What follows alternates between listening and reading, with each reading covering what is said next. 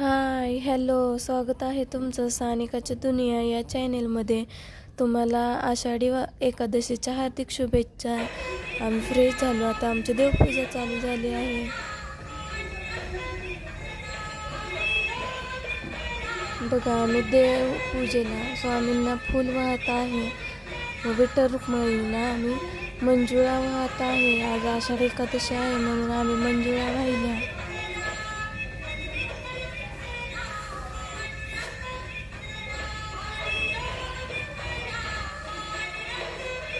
आमची देवपूजा करून झाली की आम्ही लागलो फराळाच्या तयारीला. मग आम्ही आत्ता शेंगदाण्याची चक्की करत होतो.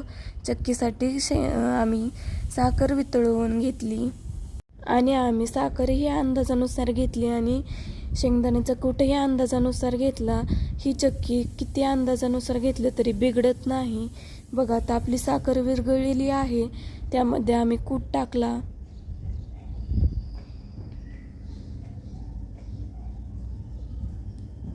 आपण साखर विरघळवून घेतली आहे, त्यामध्ये जेवढा कूट बसेल तेवढा आम्ही टाकला आहे.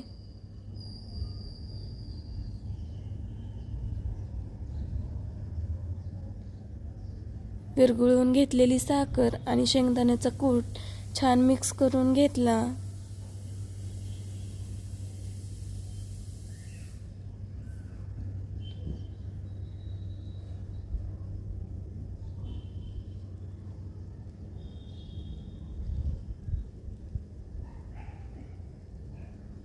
ते मिक्स करून घेतलं की ते थोडंसं घट्ट व्हायला सुरुवात होते.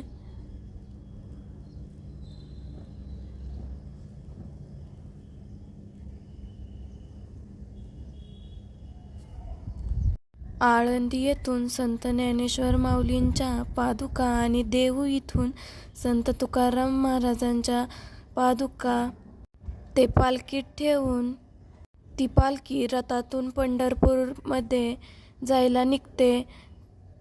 ते मार्गस्थान होते. संत ज्ञानेश्वर, संत एकनाथ, संत तुकाराम हे सगळे महाराज हे वारकरी संप्रदायातले हे महत्त्वाचे संत आहेत. आता आपली चक्की घट्ट झाली की आपण एका भांड्याला तूप लावून घेतलं. ती घट्ट झालेली ती चक्कीचं मिश्रण आहे ते आपण त्या भांड्यामध्ये ओतलं.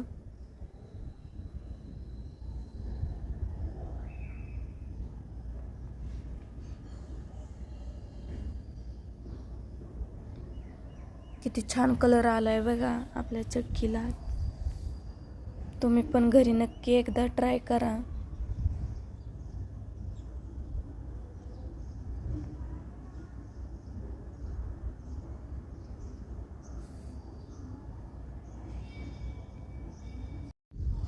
ते थोडंसं थंड होण्यासाठी मी पसरवून घेत आहे बघा.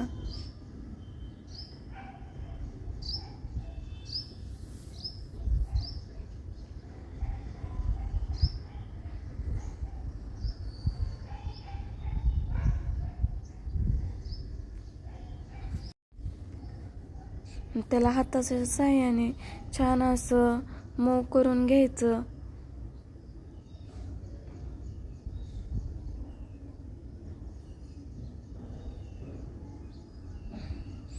आम्हाला हाताने खूपच भाजत होतं, त्यामुळे नंतर आम्ही वाटीनं केली.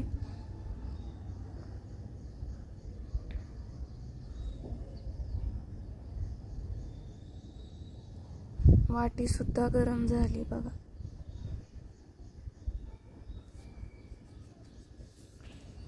चक्की छान अशी थापून घेतली आम्ही. आणि ही चक्की खायला खूप छान आणि अशी कडक पण होती जराशी. परत ती थोडीशी थंड झाली की मग परत आम्ही कट करून घेतली.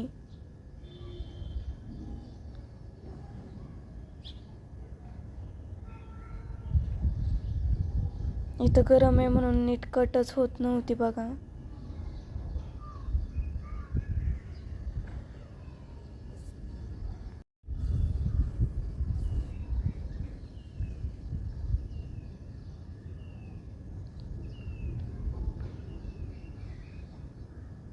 व्यवस्थित अशी कट करून घ्यायची.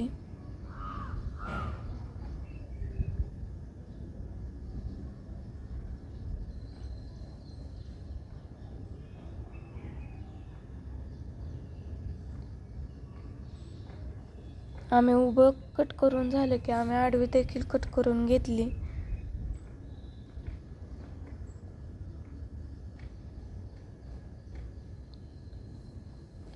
चक्की झालेली आहे आता आपली, ती साईडला ठेवायची.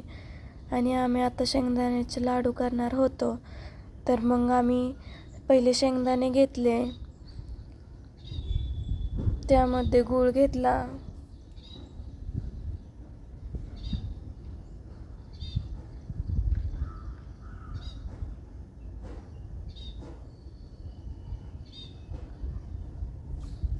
जेवढं त्या शेंगदाण्यांना जेवढा गूळ लागेल तेवढा गूळ घ्यायचा आणि ते मिक्सरमधून बारीक करून घेतलं.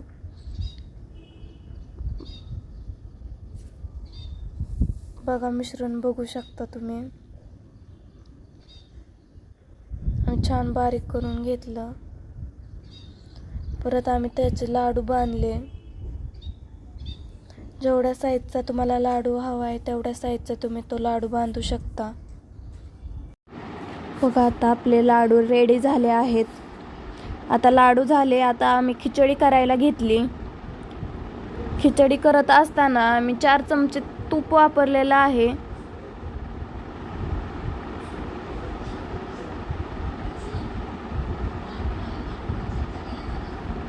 त्यामध्ये आपण भिजवून घेतलेले साबुदाणे टाकायचे. तुपामध्ये छान ते परतून घ्यायचे. परत ना आम्ही मिक्सरमध्ये शेंगदाणे आणि मिरची बारीक करून घेतली होती, ती टाकली. मग ते हलवायचे. बघा, अशी लाल होईपर्यंत खिचडी चांगली परतून घ्यायची. आमची खिचडी तयार झाली. मग आम्ही थोडेसे तळण तळले, बटाट्याचे वेपर्स तळले. मग परत ना आम्ही देवासाठी नैवेद्याचं ताट तयार केलं आणि देवाला नैवेद्य दाखवला. बघू शकता तुम्ही, आम्ही देवाला नैवेद्य दाखवत आहे.